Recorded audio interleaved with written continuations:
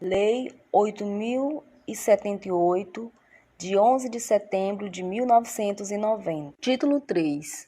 Da defesa do consumidor em juízo. Capítulo 1. Disposições gerais. Artigo 81. A defesa dos interesses e direitos dos consumidores e das vítimas poderá ser exercida em juízo individualmente ou a título coletivo. Parágrafo único. A defesa coletiva será exercida quando se tratar de: inciso 1.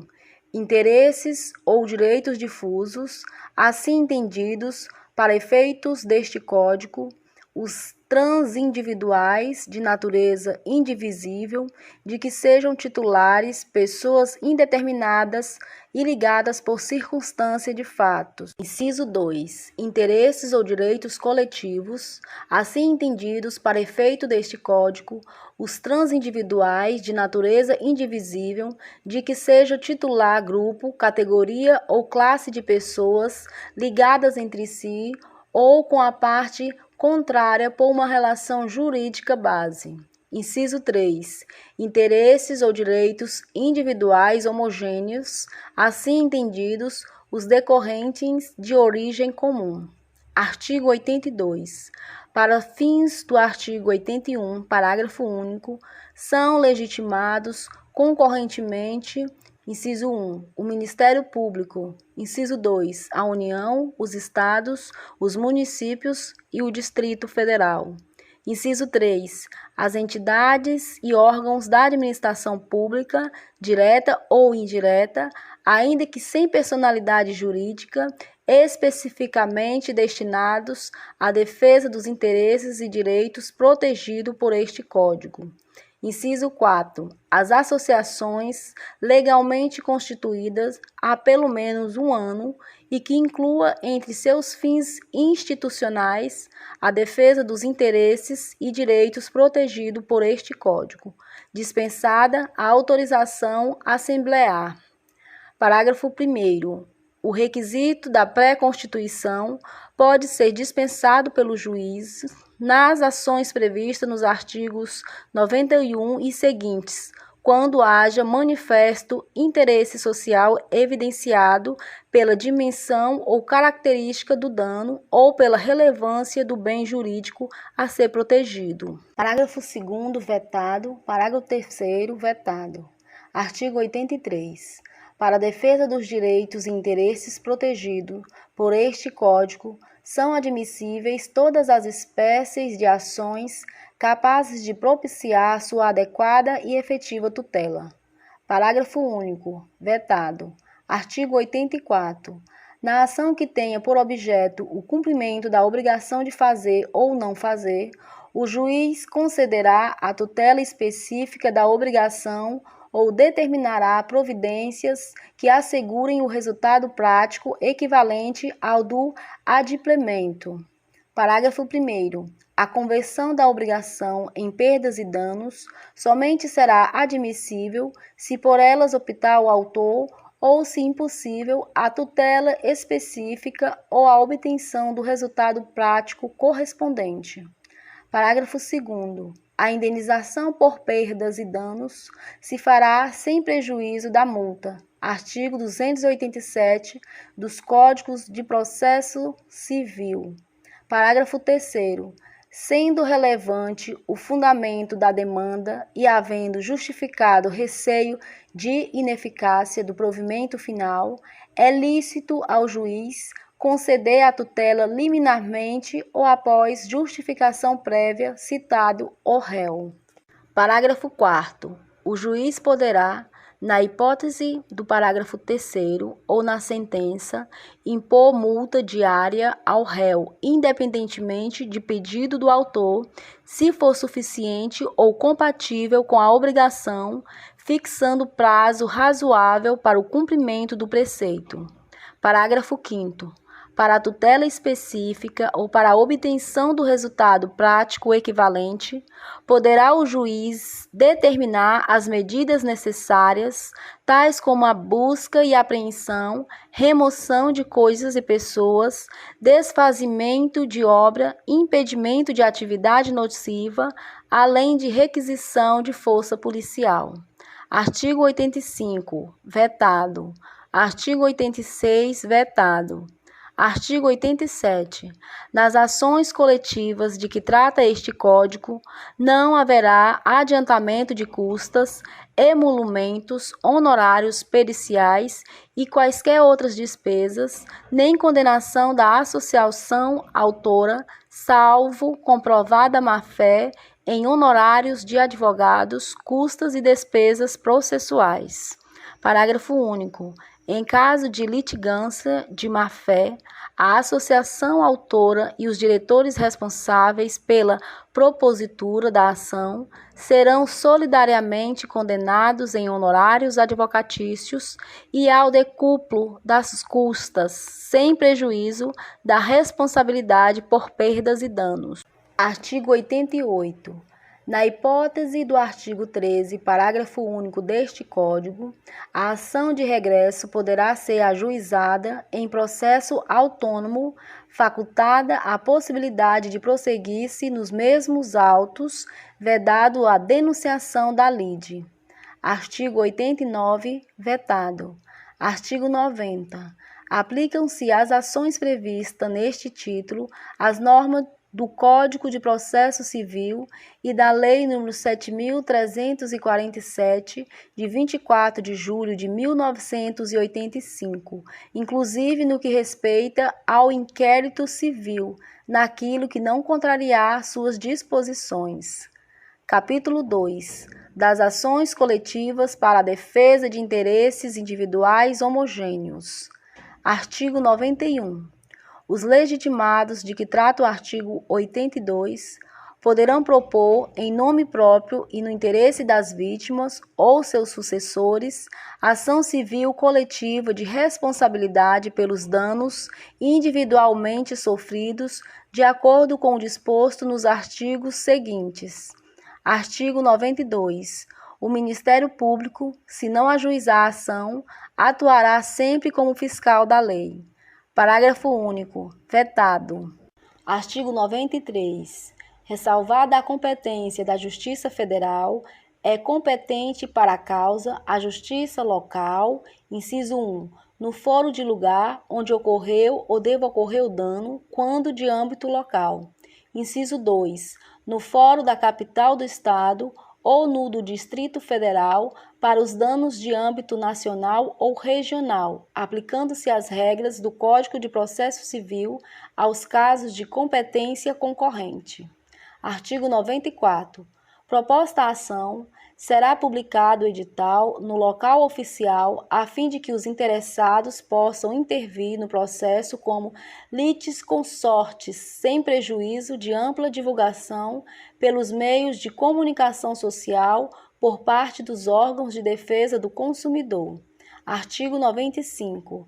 Em caso de procedência do pedido, a condenação será genérica, fixando a responsabilidade do réu pelos danos causados.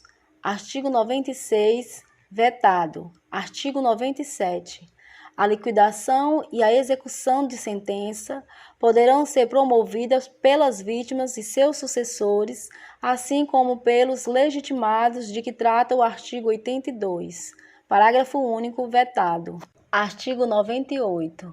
A execução poderá ser coletiva, sendo promovida pelos legitimados de que trata o artigo 82, abrangendo as vítimas cujas indenizações já tiveram sido fixadas em sentença de liquidação, sem prejuízo do ajuizamento de outras execuções.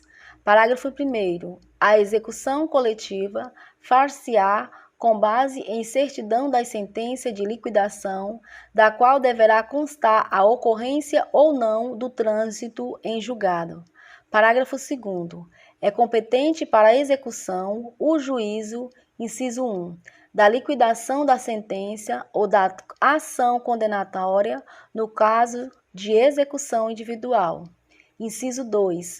Da ação condenatória quando coletiva a execução. Artigo 99.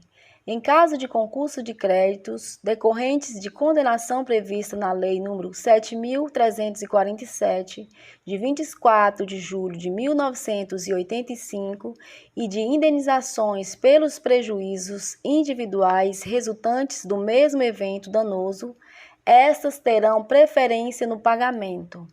Parágrafo único.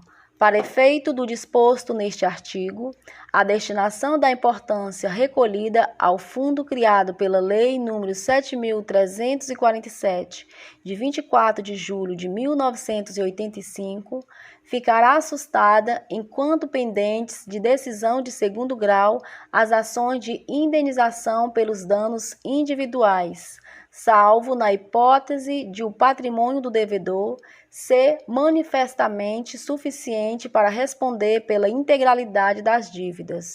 Artigo 100. Decorrido o prazo de 1 ano sem habilitação de interessados em número compatível com a gravidade do dano, poderão os legitimados do artigo 82 promover a liquidação e execução da indenização devida. Parágrafo único. O produto da indenização devida reverterá para o fundo criado pela Lei nº 7.347, de 24 de julho de 1985. Capítulo 2. Das ações de responsabilidade do fornecedor de produtos e serviços. Artigo 101. Na ação de responsabilidade civil do fornecedor de produtos e serviços, sem prejuízo do disposto nos capítulos 1 e 2 deste título, serão observadas as seguintes normas. Inciso 1. A ação pode ser proposta no domicílio do autor. Inciso 2. O réu que houver contratado seguro de responsabilidade poderá chamar ao processo o segurador, vedada a integração do contraditório pelo Instituto de Resseguros do Brasil. Nesta hipótese, a sentença que julgar procedente o pedido condenará o réu nos termos do artigo 80 do Código de Processo Civil. Se o réu houver sido declarado falido, o síndico será intimado a informar a existência de seguro de responsabilidade, facultando-se, em caso afirmativo, o ajuizamento de ação de indenização diretamente contra o segurador, vedada a denunciação da lide ao Instituto de Resseguros do Brasil e dispensado o litisconsórcio obrigatório com este. Artigo 102. Os legitimados a agir na forma deste Código poderão propor ação visando compelir o poder público competente a proibir em todo o território nacional a produção, divulgação, distribuição ou venda, ou a determinar a alteração na composição, estrutura, fórmula ou acondicionamento de produto cujo uso ou consumo regular se revele nocivo ou perigoso à saúde pública e à incolumidade pessoal. Parágrafo 1º, vetado. Parágrafo 2º, vetado. Capítulo 4. Da coisa julgada. Artigo 103.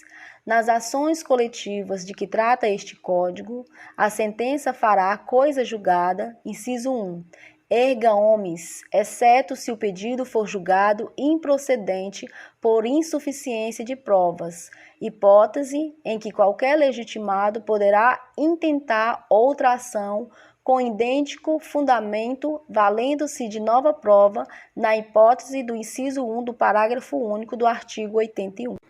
Inciso 2. Ultrapartes, mais limitadamente ao grupo, categoria ou classe, salvo improcedência por insuficiência de prova, nos termos do inciso anterior, quando se tratar da hipótese prevista no inciso 2 do parágrafo único do artigo 81. Inciso 3. Erga omnes, apenas no caso de procedência do pedido, para beneficiar todas as vítimas e seus sucessores, na hipótese do inciso 3 do parágrafo único do artigo 81. Parágrafo 1º. Os efeitos da coisa julgada previstos nos incisos 1 e 2 não prejudicarão interesses e direitos individuais dos integrantes da coletividade, do grupo, categoria ou classe. Parágrafo 2º. Na hipótese prevista no inciso 3, em caso de improcedência do pedido, os interessados que não tiverem intervindo no processo como litisconsortes poderão propor ação de indenização a título individual. Parágrafo 3º. Os efeitos da coisa julgada, de que cuida o artigo 16, combinado com o artigo 13 da Lei nº 7.347, de 24 de julho de 1985, não prejudicarão as ações de indenização por danos pessoalmente sofridos, propostas individualmente ou na forma prevista neste Código.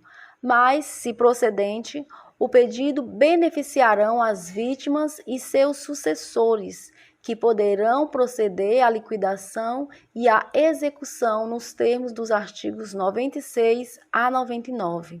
Parágrafo 4º. Aplica-se o disposto no parágrafo anterior à sentença penal condenatória. Artigo 104. As ações coletivas previstas nos incisos 1 e 2 e do parágrafo único do artigo 81 não induzem litispendência para as ações individuais, mas os efeitos da coisa julgada erga omnes ou ultra partes, a que aludem os incisos 2 e 3 do artigo anterior, não beneficiarão os autores das ações individuais se não for requerida sua suspensão no prazo de 30 dias, a contar da ciência nos autos do ajuizamento da ação coletiva. Capítulo 5. Da conciliação no superendividamento, incluída pela Lei nº 14.181 de 2021. Artigo 104-A. A requerimento do consumidor superendividado, pessoa natural, o juiz poderá instaurar processo de repactuação de dívidas com vistas à realização de audiência conciliatória, presidido por ele ou por conciliador credenciado no juízo, com a presença de todos os credores de dívidas prevista no artigo 54-A deste Código, na qual o consumidor apresentará a proposta de plano de pagamento com prazo máximo de 5 anos, preservados o mínimo existencial nos termos da regulamentação e as garantias e as formas de pagamento originalmente pactuadas. Parágrafo 1º. Excluem-se do processo de repactuação as dívidas, ainda que decorrentes de relações de consumo, oriundas de contratos celebrados dolosamente sem o propósito de realizar pagamento, bem como as dívidas provenientes de contratos de crédito com garantia real, de financiamentos imobiliários e de crédito rural. Parágrafo 2º. O não comparecimento injustificado de qualquer credor ou de seu procurador com poderes especiais e plenos para transigir a audiência de conciliação de que trata o caput deste artigo acarretará a suspensão da exigibilidade do crédito e a interrupção dos encargos da mora, bem como a sujeição compulsória ao plano de pagamento da dívida e o seu montante devido ao credor ausente, for certo e conhecido pelo consumidor, devendo o pagamento a esse credor ser estipulado para ocorrer apenas após o pagamento aos credores presentes à audiência conciliatória. Parágrafo 3º.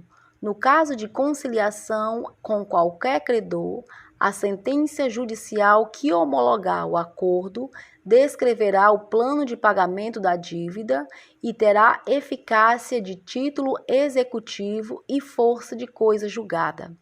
Parágrafo 4º. Constarão do plano de pagamento referido no parágrafo 3º deste artigo, inciso 1, medida de dilação dos prazos de pagamento e de redução dos encargos da dívida ou da remuneração do fornecedor, entre outras destinada a facilitar o pagamento da dívida. Inciso 2. Referência à suspensão ou à extinção das ações judiciais em cursos. Inciso 3. Data a partir da qual será providenciada a exclusão do consumidor de bancos de dados e de cadastro de inadimplentes. Inciso 4. Condicionamento de seus efeitos à abstenção pelo consumidor de condutas que importem no agravamento de sua situação de superendividamento. Parágrafo 5º. O pedido do consumidor a que se refere o caput deste artigo não importará em declaração de insolvência civil e poderá ser repetido somente após decorrido o prazo de 2 anos, contado da liquidação das obrigações previstas no plano de pagamento homologado, sem prejuízo de eventual repactuação. Artigo 104b. Se não houver êxito na conciliação em relação a quaisquer credores, o juiz, a pedido do consumidor, instaurará processo por superendividamento para revisão e integração dos contratos e repactuação das dívidas remanescentes, mediante plano judicial compulsório, e procederá à citação de todos os credores cujos créditos não tenham integrado o acordo porventura celebrado. Parágrafo 1º. Serão considerados no processo por superendividamento, se for o caso, os documentos e as informações prestadas em audiências. Parágrafo 2º. No prazo de 15 dias, os credores citados juntarão documentos e as razões da negativa de aceder ao plano voluntário ou de renegociar. Parágrafo 3º. O juiz poderá nomear administrador, desde que isso não onere as partes, o qual, no prazo de 30 dias, após cumprida as diligências eventualmente necessárias, apresentará planos de pagamento que contemplem medidas de temporização ou de atenuação dos encargos. Parágrafo 4º. O plano judicial compulsório assegurará aos credores, no mínimo, o valor do principal devido, corrigido monetariamente por índices oficiais de preço, e preverá a liquidação total da dívida após a quitação do plano de pagamento consensual previsto no artigo 104-A deste Código, em no máximo 5 anos, sendo que a primeira parcela será devida no prazo máximo de 180 dias, contado de sua homologação judicial, e o restante do saldo será devido em parcelas mensais iguais e sucessivas. Artigo 104-C.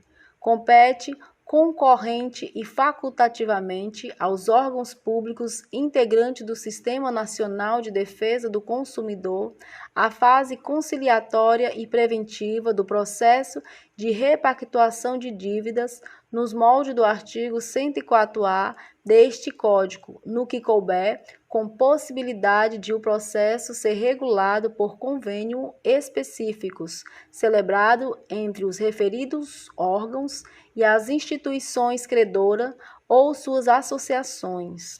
Parágrafo 1º. Em caso de conciliação administrativa, para prevenir o superendividamento do consumidor pessoa natural, os órgãos públicos poderão promover, nas reclamações individuais, audiência global de conciliação com todos os credores e, em todos os casos, facilitar a elaboração de plano de pagamento, preservado o mínimo existencial nos termos da regulamentação, sob a supervisão desses órgãos, sem prejuízo das demais atividades de reeducação financeira cabíveis. Parágrafo 2º. O acordo firmado perante os órgãos públicos de defesa do consumidor, em caso de superendividamento do consumidor pessoa natural, incluirá a data a partir da qual será providenciada a exclusão do consumidor de bancos de dados e de cadastro de inadimplentes, bem como o condicionamento de seus efeitos à abstenção pelo consumidor de condutas que importem no agravamento de sua situação de superendividamento, especialmente a de contrair novas dívidas. Título 4 do Sistema Nacional de Defesa do Consumidor. Artigo 105. Integram o Sistema Nacional de Defesa do Consumidor, SNDC, os órgãos federais, estaduais, do Distrito Federal e municipais e as entidades privativas de defesa do consumidor. Artigo 106. O Departamento Nacional de Defesa do Consumidor, da Secretaria Nacional de Direito Econômico, MJ, ou órgão federal que venha substituí-lo, é organismo de coordenação da política do Sistema Nacional de Defesa do Consumidor, cabendo-lhe, inciso 1, planejar, elaborar, propor, coordenar e executar a Política Nacional de Proteção ao Consumidor. Inciso 2. Receber, analisar, avaliar e encaminhar consultas, denúncias ou sugestões apresentadas por entidades representativas ou pessoas jurídicas de direito público ou privado. Inciso 3. Prestar aos consumidores orientação permanente sobre seus direitos e garantias. Inciso 4. Informar, conscientizar e motivar o consumidor através dos diferentes meios de comunicação. Inciso 5. Solicitar à Polícia Judiciária a instauração de inquérito policial para a apreciação de delito contra os consumidores nos termos da legislação vigente. Inciso 6. Representar o Ministério Público competente para fins de adoção de medidas processuais no âmbito de suas atribuições. Inciso 7. Levar ao conhecimento dos órgãos competentes as infrações de ordem administrativa que violem os interesses difusos, coletivos ou individuais dos consumidores. Inciso 8. Solicitar o concurso de órgãos e entidades da União, Estados, do Distrito Federal e municípios, bem como auxiliar a fiscalização de preços, abastecimento, quantidade e segurança de bens e serviços. Inciso 9. Incentivar, inclusive com recursos financeiros e outros programas especiais, a formação de entidade de defesa do consumidor pela população e pelos órgãos públicos, estaduais e municipais. Inciso 10, vetado. Inciso 11, vetado. Inciso 12, vetado. Inciso 13, desenvolver outras atividades compatíveis com suas finalidades. Parágrafo único. Para a consecução de seus objetivos, o Departamento Nacional de Defesa do Consumidor poderá solicitar o concurso de órgãos e entidades de notória especialização técnico-científica. Título 5 da Convenção Coletiva de Consumo. Artigo 107. As entidades civis de consumidores e as associações de fornecedores ou sindicatos de categoria econômica podem regular, por convenção escrita, relações de consumo que tenham por objeto estabelecer condições relativas ao preço, à qualidade, à quantidade, à garantia e características de produtos e serviços, bem como a reclamação e composição do conflito de consumo. Parágrafo 1º.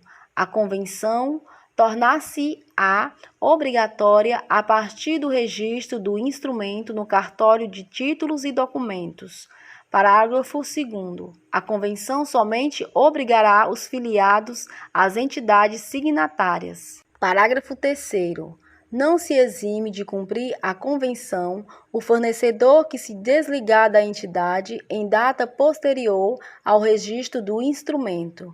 Artigo 108, vetado. Título 6. Disposições finais. Artigo 109, vetado. Artigo 110.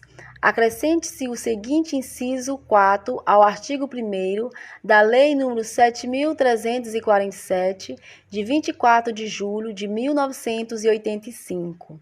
Inciso 4. A qualquer outro interesse difuso ou coletivo. Artigo 111. O inciso 2 do artigo 5º da Lei nº 7.347, de 24 de julho de 1985, passa a ter a seguinte redação. Inciso 2. Inclua entre suas finalidades institucionais a proteção ao meio ambiente, ao consumidor, ao patrimônio artístico, estético, histórico, turístico e paisagístico, ou a qualquer outro interesse difuso ou coletivo. Artigo 112. O parágrafo 3º do artigo 5º da Lei nº 7.347, de 24 de julho de 1985, passa a ter a seguinte redação. Parágrafo 3º. Em caso de desistência infundada ou abandono da ação por associação legitimada, o Ministério Público ou outro legitimado assumirá a titularidade ativa. Artigo 113.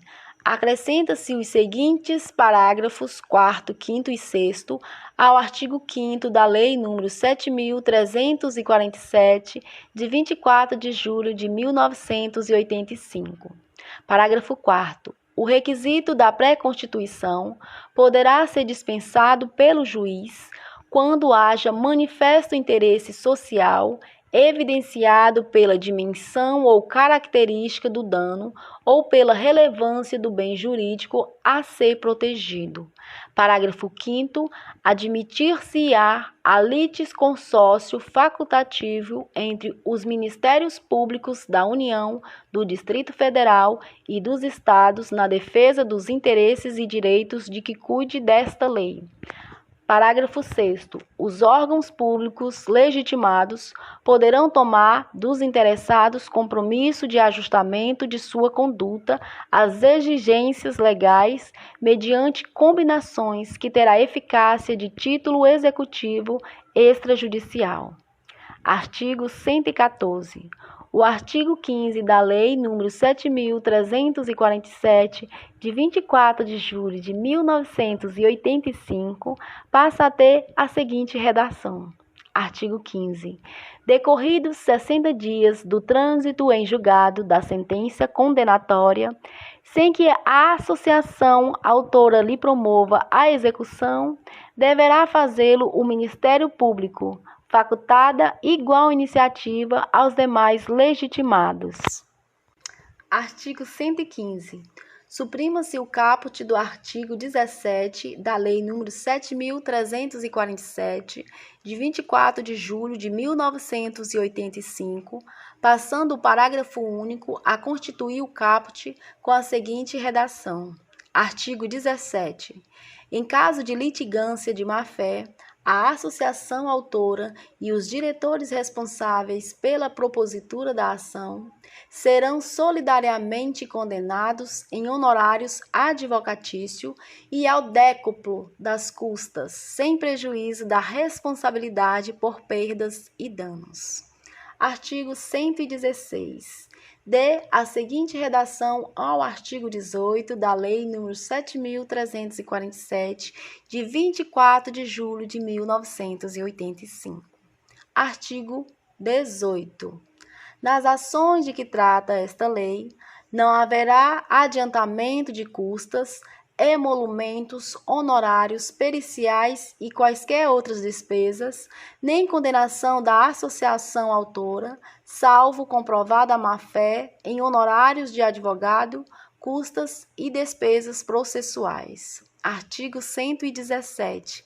Acrescenta-se à Lei nº 7.347, de 24 de julho de 1985, o seguinte dispositivo, remunerando-se os seguintes. Artigo 21. Aplica-se à defesa dos direitos e interesses difusos, coletivos e individuais, no que for cabível, os dispositivos do título 3 da lei que instituiu o Código de Defesa do Consumidor. Artigo 118. Este Código entrará em vigor dentro de 180 dias a contar de sua publicação. Artigo 119. Revogam-se as disposições em contrário. Brasília, 11 de setembro de 1990. 169º da Independência e 102º da República. Fernando Collor, Bernardo Cabral, Zélia M. Cardoso de Melo, Osiris Silva. Este texto não substitui o publicado no Diário Oficial da União de 12 de setembro de 1990, retificado em 10 de janeiro de 2007.